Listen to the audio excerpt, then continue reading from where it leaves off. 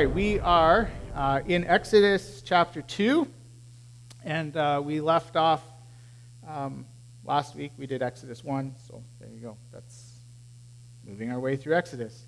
What we'll see today as we go through this chapter, normally I like to have just like kind of one point when I'm teaching, right? And it's like this is kind of the one thing from the text that I want us to capture.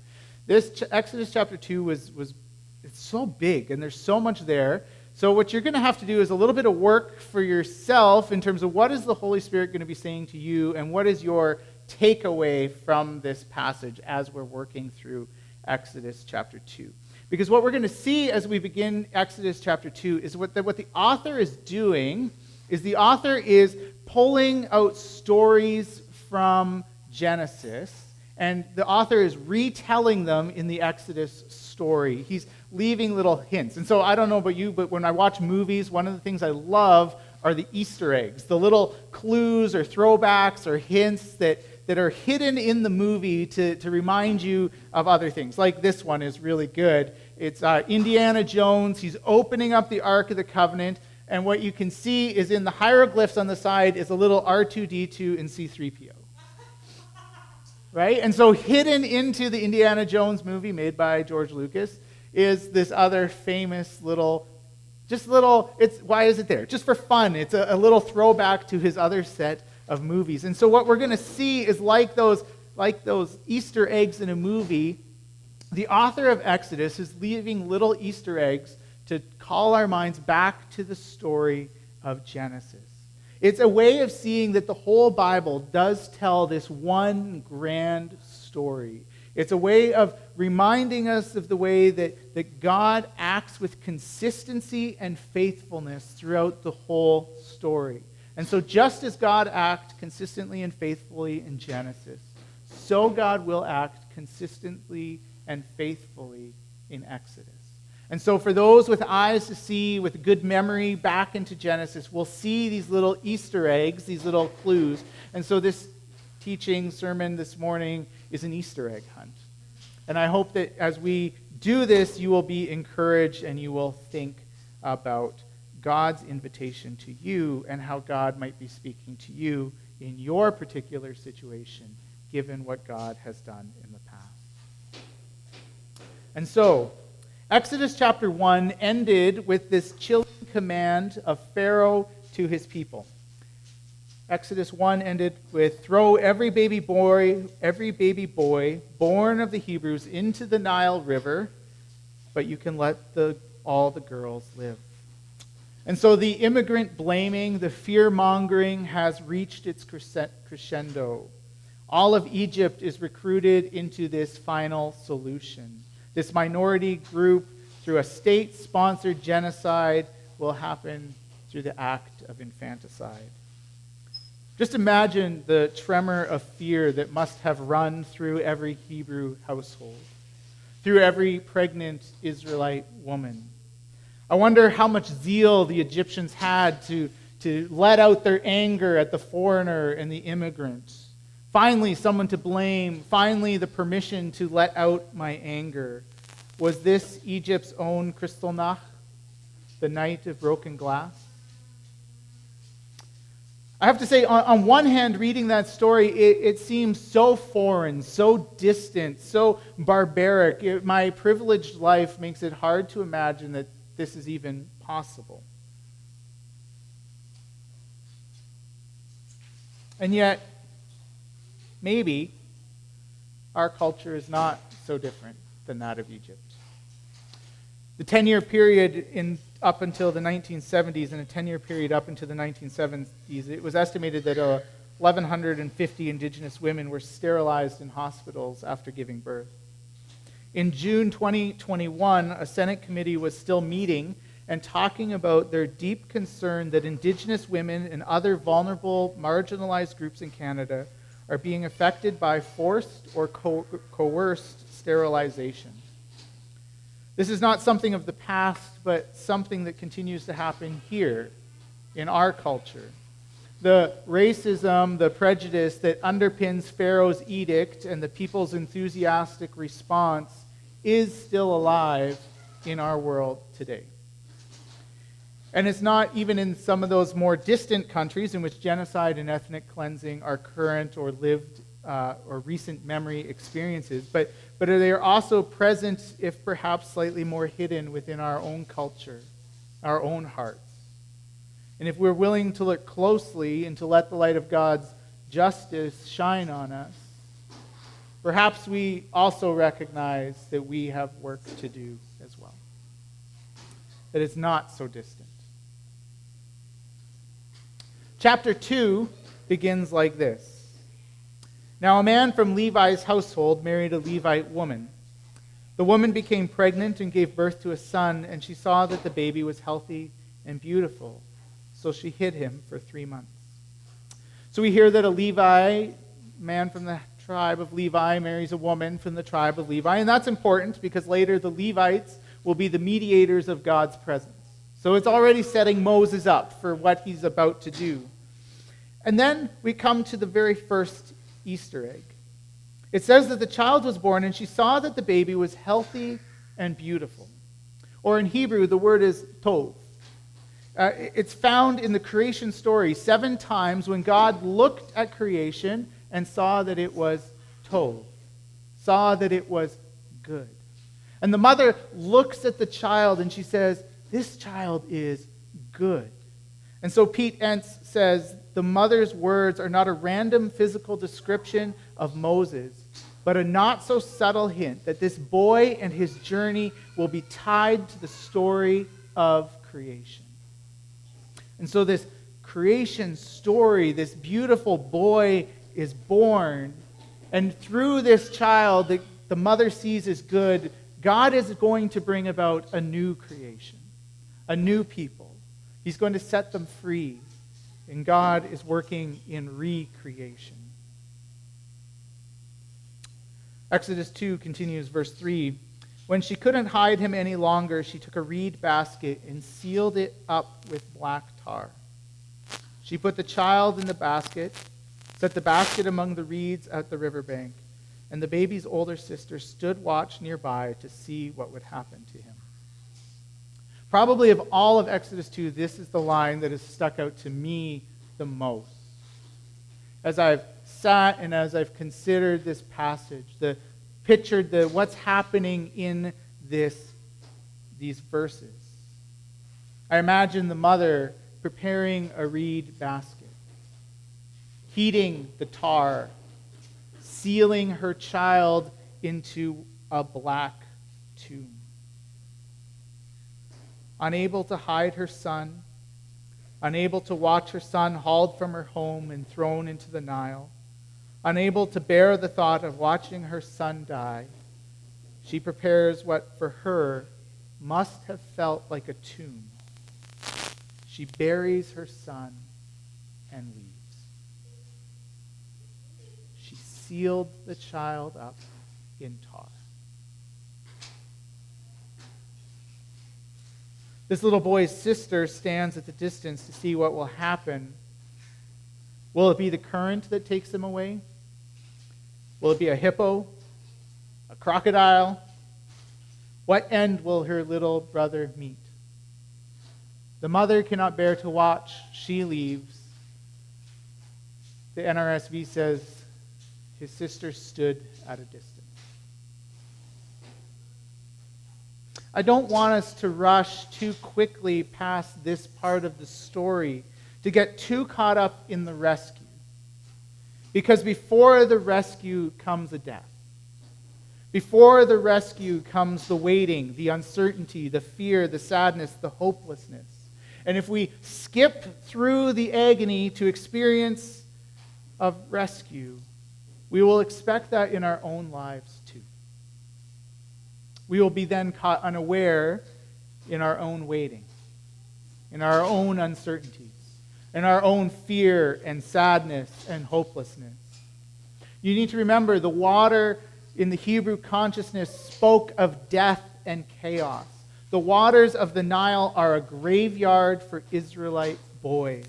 Water symbolizes the chaos, the destruction. The waters are the symbol of the chaotic, unlivable deep that God divided in half at the creation of the world and unleashed again in the story of Noah and the destructive waters. But this also leads us to Easter egg number 2. Because while the story feels sad and hopeless and uncertain, the author has left for us another clue. Because Moses is placed in a basket, and the Hebrew word is teva. And it's only used one other time in the Hebrew Scriptures, for ark. Another boat that is covered in pitch, in which God uses a way to rescue and start something new. In Genesis 6-9, Noah builds this ark. Both Moses and Noah are kept safe from the hostile waters by an ark basket. And like Noah, Moses is the focal person for a new beginning for a new people. And so Pete Entz writes, Moses' birth and the story of Exodus as a whole are wrapped up in a much larger story of new beginnings. How does God work? God makes new beginnings out of what seems like chaos and death. There's another Easter egg. I'm not going to spend much time here, just simply to point out that there is actually a really large comparison to be made, especially in Exodus 1 and 2, to that of the story of Hagar. And in Genesis, Abraham's Egyptian slave woman, and we can talk about that some other time. But there's a lot of parallels between the story of Hagar and the story of Israel. Moving on. Verse 5. Pharaoh's daughter came down to bathe in the river, and while her woman servants walked alongside the river, she saw a basket among the reeds, and she sent one of her servants to bring it to her. When she opened it, she saw the child, and the baby was crying, and she felt sorry for him. She said, "This must be one of the Hebrew children." Then the baby's sister said to Pharaoh's daughter, "Would you like me to go find one of the Hebrew women to nurse the child for you?" And Pharaoh's daughter agreed. "Yes, do that." So the girl went and called the child's mother, and Pharaoh's daughter said to her, "Take this child, nurse it for me, and I will pay you for your work." So the woman took the child, nursed it, and after the child had grown up, she brought him back to Pharaoh's daughter, who adopted him as her son and named him Moses, because I pulled him out of the water. Once again, in the story of Exodus, women take the central stage. They are the key figures, the ones in whom God uses to bring salvation for Moses and later the people of Israel. It is a way in which women take center stage in the rescue of Moses, and I just love the way the Bible subverts our expectations about who will do what. And so here, once again, God is using the unexpected people to carry out his plan. Once again, God uses the powerless to undo the powerful. And don't you just love Moses' sister in this story? She's so, I don't know what the right word is, but she just jumps right into the story. She inserts herself in. She takes action on her heart. I wonder what happens in Pharaoh's daughter. She sees this baby, and what's going through her mind? She must feel sorry for him. She shows an awareness of what her father has commanded regarding Hebrew boys. But then perhaps she is now steeling herself, shutting off her empathy, getting ready to put the baby back in the basket and float him down the chaotic, dangerous river, when Moses' sister steps forward and puts another idea into her head. Do you want me to find somebody to feed it? I think sometimes we can let our own family experience impact the way we read the story. One of the possible timelines for the story of Exodus would have the Pharaoh of the time being Ramses II. And we know from Egyptian sources that Ramses II had 59 daughters. So it's not like our house where, one of my daughters might, adopt a little boy and I would know about it. 59 daughters, multiple sons, many wives, harems. It's quite possible, I would think, that Moses and Pharaoh never even met. That Moses just lived with his daughter in a different place. Rabbi Joseph Telushkin writes, "Remarkably, the greatest enemy of the Hebrew and their greatest friend are father and daughter." Isn't that an interesting piece to the story? Rabbi Joseph points out later, he says, "Salvation came about through Pharaoh's daughter. It would be as if a contemporary Jews believed that the Holocaust ended because of a child of Hitler." It is a radical story of the powerless undoing the powerful. There's simply no doubt that God's work of salvation comes from unexpected places and people. And perhaps this should alert us, both to those for whom we are called to have pity on, like Pharaoh's daughter experienced when seeing Moses, but also alert us to the unexpected places in which God may be trying to speak to you and offer you rescue and hope. So don't dismiss too quickly the strange places that God likes to let the Spirit run. Salvation comes from unexpected places and people. Perhaps even from the daughter of your greatest enemy. We don't hear much more about Moses' life as a child. Sometime when he's 3 or 4 years old, he's taken out into Pharaoh's household. He leaves behind his older brother, Aaron, and his sister, Miriam, his mom, his dad, and he is raised into a home with Pharaoh's daughter. So we skip then to his adult life. One day after Moses became an adult, he went out among his people and saw their forced labor. He saw an Egyptian beating a Hebrew, one of his own people. He looked around to make sure that no one else was there, and he killed the Egyptian and hid him in the sand. He went out 2 days, I'm going to paraphrase here. He went out 2 days later. He sees Hebrews fighting each other. They have a little bit of a scuffle. He finds out that he was heard. Moses runs away because Pharaoh tries to kill him. Then one day Moses was sitting by a well, and there was a Midianite priest who had 7 daughters. The daughters come, and there's a scuffle with the shepherds, and Moses comes and saves them again. Last Easter egg. One day Moses was sitting by a well. Wells are places in the Bible where what seems like a chance encounter is rarely just luck. It would seem that God likes to bring people together at wells. And so, as a side note, I just wanted to let you know that I've decided to write a book. I'm calling it Find Your Spouse, The Biblical Way by Nathan McCorkindale. It is a biblical guide to finding love and marriage. It's very simple. The biblical principles are build a well, and then sit by the well, and wait for somebody to come and draw water for you. That's all it takes. If you get some sheep or camels, that also helps. It does make it more effective if you have sheep and camels, but the key is building a well. So I just want you to look for it in everywhere fine books are sold as soon as I get around to writing it. But it should write itself. Sitting by a well, he meets his wife. It reminds us of Isaac, of Jacob, those who have had these chance encounters at well. They meet their wives. The author is signaling for us that Moses is like the great heroes of Genesis. And as the reader, we are invited to take a deep breath of anticipation at what God is going to do next. God has a plan, and so we are sitting here. Moses is interesting, and I want us to close looking at the heart of Moses. One of the things we see in these 3 encounters with Moses as an adult man before God begins to work with him is that one of the things we see is that Moses is a man who simply cannot stand to see injustice. He's always willing to side with the vulnerable and the oppressed. We see in these 3 encounters a burning passion to see people set free. And it's like God placed in him the seeds of liberation that would one day make him the tool that God will use to set the people free. We know that despite being raised in Pharaoh's household, he still identifies himself as a Hebrew. They are his people, as you read Exodus 2. Maybe it is the experience of being an outsider adopted into the Egyptian household, but his identity is clearly mixed. In his eyes, he sees himself as a Hebrew. To the Midianite daughters, he is an Egyptian. He is a man without a people and without a home.